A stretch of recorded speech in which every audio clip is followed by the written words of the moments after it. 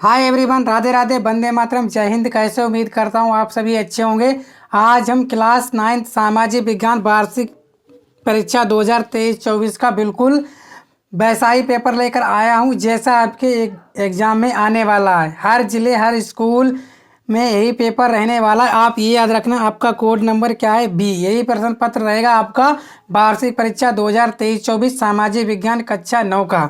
समय मिलेगा आपको 3 घंटे 15 मिनट का। पूर्णांक होगा आपका 70 नंबर का, क्योंकि आप सभी जानते हो 20 आपके MCQs आते हैं। यहाँ पर अपना नाम डाल देना, जो भी आपका नाम हो।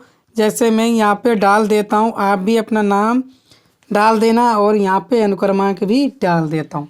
ठीक है, इस तरह से आप लोग कर लेना। बाकी यहाँ पे देख लेना, सभी निर्देशांक को अच्छे से पढ़ लेना कि सामान्य निर्देश क्या है। प्रारंभ के जो 15 मिनट परीक्षार्थियों को प्रश्न पत्र पढ़ने के लिए निर्धारित हैं। इस प्रश्न पत्र 2 खंडों खंड आ व खंड बा में विभाजित है। खंड आ में 20 अंक के बहुविकल्पीय प्रश्न है। खंड बा में 50 अंकों का इसमें वर्णनात्मक 1, वर्णनात्मक 2 एवं मानचित्र संबंधी 2 प्रश्न है। का विश्व का मानचित्र, खा भारत का मानचित्र। क्लियर हो गया इतना आपका? तो आपको उम्मीद करता हूँ इतना तो आपको क्लियर हो गया होगा अच्छे से। ठीक है, तो दिए गए मानचित्र को आप लोगों को कहाँ दर्शाना है? उत्तर पुस्तिका में दर्शाना है। बिल्कुल मजबूती के साथ आपको दर्शाना है। ठीक है ना दोस्तों, इतनी सी बात आप समझ गए होगे ना? कोई दिक्कत नहीं होने वाली है। ठीक है, तो चलिए शुरुआत कर लेते हैं हम लोग खंड आ की तरफ, जिसमें आपके 20 बहुविकल्पीय प्रश्न रहने वाले हैं। तो चलिए देखते हैं आज का हम पहला प्रश्न। तो खंड आ है आपका बहुविकल्पीय प्रश्न है। सभी के अंक देखो, 1 अंक का आपका बहुविकल्पीय प्रश्न है। क्या प्रश्न? रूसो कौन था? तो आपको बताना रूसो कौन था? वैज्ञानिक, दार्शनिक, कवि, चित्रकार। तो यही आपको बताना है कि रूसो था कौन एक्चुअली में। ठीक है दोस्तों, तो बताओ रूसो कौन था? ठीक है, तो रूसो क्या था? आपका एक दार्शनिक था। कौन था आपका? दार्शनिक। ऑप्शन नंबर बी आपका बिल्कुल करेक्ट आंसर है। रूसो कौन था? आपका एक दार्शनिक था। क्लियर हो गया इतना? चलो दूसरा, मार्सिले क्या है? इंग्लैंड का राष्ट्रीय गीत, फ्रांस का राष्ट्रीय गान, जर्मनी का राष्ट्रीय गान, रूस का राष्ट्रीय गीत। बताओ मार्सिले क्या है? तो आप सभी जानते हो जो मार्सिले है वो है आपका फ्रांस का राष्ट्रीय गान। ऑप्शन नंबर बी बिल्कुल करेक्ट आंसर है। मार्सिले क्या है? फ्रांस का राष्ट्रीय गान है। क्लियर हो गया इतना? चलो तीसरा, अप्रैल थीम्स क्या थी? लेनिन की आत्मकथा, लेनिन की 3 मांगें, समाजवाद पर एक किताब, समाजवादी देशों के सिद्धांत। तो आपको यही बताना कि अप्रैल थीम्स क्या थी दोस्तों। ठीक है, तो अप्रैल थीम्स क्या थी? तो ये थी आपकी लेनिन की 3 मांगें। ऑप्शन नंबर बी इसका करेक्ट आंसर। क्या थी? लेनिन की 3 मांगें। क्लियर हो गया आपका इतना? ठीक है, चलो नेक्स्ट। इसके बाद चौथा, रूस में कुलक कौन थे? मध्यम वर्ग के लोग, गरीब किसान, अमीर किसान, भूमिहीन किसान। तो बताओ रूस में कुलक कौन थे? ठीक है, तो रूस में कुलक कौन थे? तो वो थे आपके अमीर किसान। ऑप्शन नंबर सी इसका करेक्ट आंसर है। कौन थे आपके? अमीर किसान। इसके बाद 5, औपनिवेशिक सरकार की आय का मुख्य स्रोत था गृह कर, कृषि कर, आयकर, उपहार में मिलने वाला धन। बताओ क्या आंसर होने वाला है 5वें का करेक्ट? तो आप सभी जानते हो जो औपनिवेशिक सरकार की आय का मुख्य स्रोत था वो तो आपका आयकर। क्या था आपका? आयकर, जिसे आप लोग टैक्स बोल देते हो इंग्लिश में। छठा, सेरेंगेटी पार्क कहाँ है? तंजानिया, भारत, चीन, नेपाल। जो सेरेंगेटी आपका पार्क है वो कहाँ है? तो वो कहाँ है आपका? तो ऑप्शन नंबर ए बिल्कुल करेक्ट आंसर है। कहाँ है आपका? तंजानिया। 7वां प्रश्न, भारत किस गोलार्ध में स्थित है? उत्तरी गोलार्ध, दक्षिणी गोलार्ध, पश्चिमी गोलार्ध, पूर्वी गोलार्ध। तो भारत किस गोलार्ध में स्थित है? तो आप सभी जानते हो कहाँ स्थित है आपका? उत्तरी गोलार्ध। ऑप्शन नंबर ए बिल्कुल करेक्ट आंसर है। चलो 8वां, दक्कन ट्रेप के नाम से जाना जाता है? थार का मरुस्थल, तटीय मैदान, प्रायद्वीपीय पठार, भारतीय द्वीप समूह। तो दक्कन ट्रेप के नाम से जाना जाता है। बताओ किसके नाम से जाना जाता है? तो वो जाना जाता है प्रायद्वीपीय पठार। किसके नाम से जाना जाता है? प्रायद्वीपीय पठार के नाम से जाना जाता है आपका दक्कन ट्रेप। ठीक है, इसके बाद नमा, कुल्लू घाटी किस राज्य में है? जम्मू कश्मीर, हिमाचल प्रदेश, उत्तराखंड, राजस्थान। तो बताओ कहाँ है? कुल्लू घाटी आपकी कहाँ है? तो आप सभी जानते हो जो कुल्लू घाटी है, ठीक है ना, कहाँ है? तो वो है आपकी Himachal Pradesh. Option number B बिल्कुल करेक्ट आंसर है। कहाँ है आपकी? हिमाचल प्रदेश। 10वां, वुलर झील निम्नलिखित में से किस राज्य में स्थित है? राजस्थान, पंजाब, उत्तर प्रदेश, जम्मू कश्मीर। बताओ कि वुलर झील निम्नलिखित में से किस राज्य में स्थित है? तो किस राज्य में स्थित है? तो याद रखना जम्मू कश्मीर। जो वुलर झील है आपकी कहाँ है? Jammu Kashmir. Option number D इसका करेक्ट आंसर है। 11वां, भारत की किस नदी को दक्षिण की गंगा कहा जाता है? गोदावरी, ब्रह्मपुत्र, ताप्ती, कृष्णा। तो भारत की किस नदी को दक्षिण की गंगा कहा जाता है? तो दोस्तों कहा जाता है हमारी गोदावरी नदी जो है उसको भारत की दक्षिण की गंगा कहा जाता है। किसको? गोदावरी।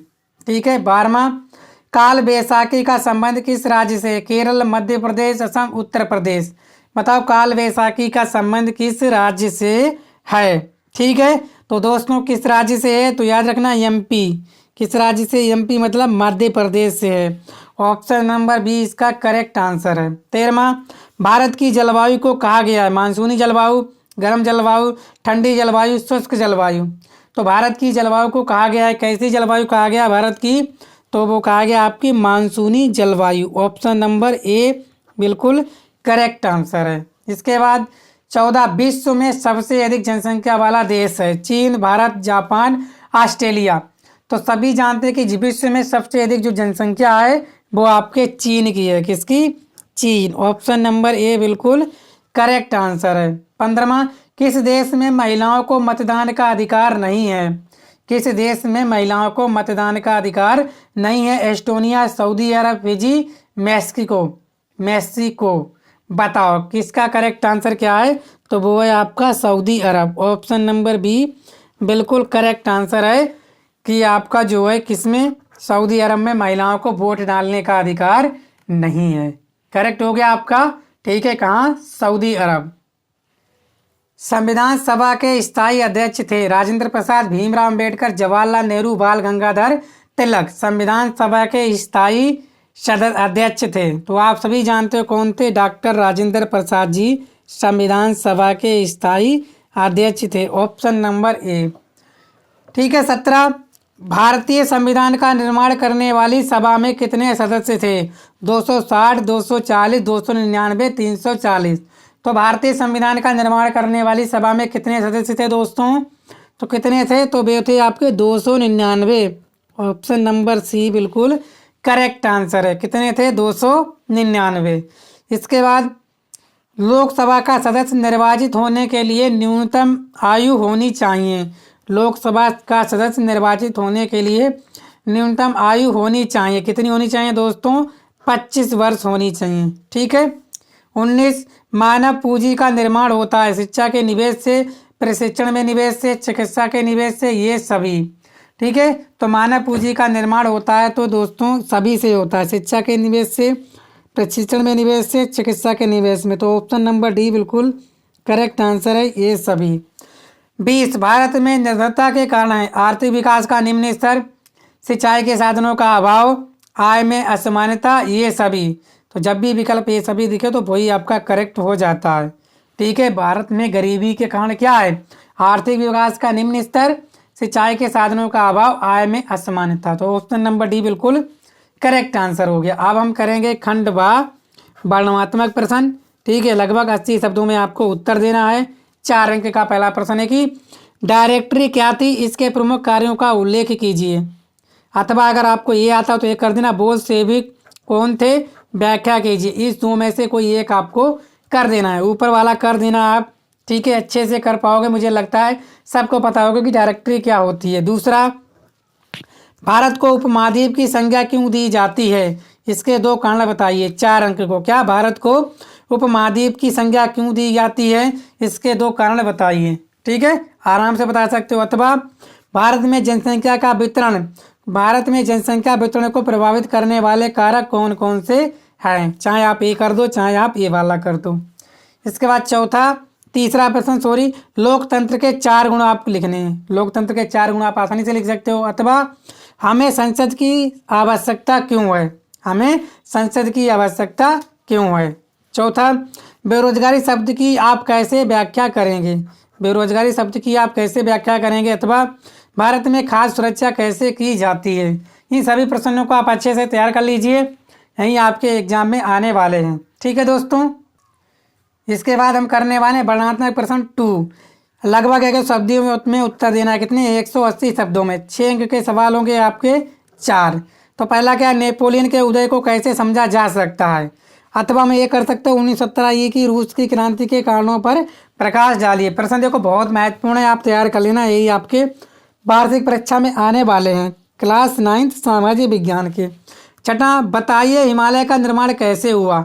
अथवा जल प्रदूषण से क्या अभिप्राय है, इसके स्रोतों पर प्रकाश डालिए। ठीक है, कोई भी कर देना, आप ये वाला कर दो चाहे ये वाला कर दो। सातवां, लोकतंत्र दूसरी यानी सरकारों से बेहतर है, क्यों। ठीक है, लोकतंत्र दूसरी यानी सरकारों से बेहतर है, लेकिन क्यों। ठीक है, अथवा में ये समानता के अधिकार की विवेचना कीजिए। आठवां, मानव पूंजी निर्माण का अर्थ बताइए, आर्थिक विकास में इसका क्या महत्व है। अथवा हरित क्रांति का क्या अर्थ है। इन दोनों में से कोई एक कर सकते हो आसानी से। अब हम करेंगे मानचित्र संबंधी प्रश्न, 10 अंक के होंगे। पहला क्या है, ठीक है ना, क्या है देखो, मित्र राष्ट्र में सम्मिलित किसी एक देश का नाम। मित्र राष्ट्र में सम्मिलित किसी एक देश का नाम क्या है दोस्तों, वो है आपका फ्रांस। चित्र में आप दर्शा देना। ठीक है, आधा नंबर आपको मिल जाएगा, और जब मानचित्र में दर्शाओगे आधा नंबर उसका, तब पूरे आपको मिल जाएगा 1 नंबर। ठीक है, केंद्रीय शक्ति में सम्मिलित किसी एक देश का नाम। कौन सा देश है केंद्रीय शक्ति में सम्मिलित, तो याद रखना तुर्की। ठीक है, चलो इसके बाद भारत में उस राज्य का नाम जहाँ गुज्जर बकरवाल समुदाय के लोग रहते हैं। कहाँ, आपके जम्मू कश्मीर में। कहाँ रहते हैं, आपके जम्मू और कश्मीर। ठीक है, इसके बाद अफ्रीका का वह क्षेत्र जिसमें मसाई लैंड कहा जाता है, तो वो ही है आपका क्या, मसाई लैंड। ठीक है, मसाई लैंड को ही मसाई लैंड कहा जाता है। वह स्थान जो 1789 की क्रांति के समय फ्रांस की राजधानी थी, क्या थी आपकी, बर्सराय। ठीक है, क्लियर हो गया। अब इनको क्या करना है, आपको मानचित्र में दर्शा देना है अच्छे से। ठीक है, देख लो, इन सभी को मानचित्र में आप लोग दर्शा दीजिए। क्या है, भारत के पश्चिमी घाट से पूर्वी घाट तक बहने वाली नदियों का नाम आपको इस चिन्ह से दर्शाना है। राजस्थान के मरुस्थल का नाम आपको इस चिन्ह से दर्शाना है। भारत के पूर्वी तट पर स्थित बंदरगाह को आपको इस चिन्ह से दर्शाना है। उत्तर प्रदेश की राजधानी को इस चिन्ह से दर्शाना है। गुजरात में स्थित खाड़ी का नाम आपको इस चिन्ह से दर्शाना है। तो उम्मीद करता हूँ आप लोग समझ पाए होंगे। सभी प्रश्नों को आप तैयार कर लेना।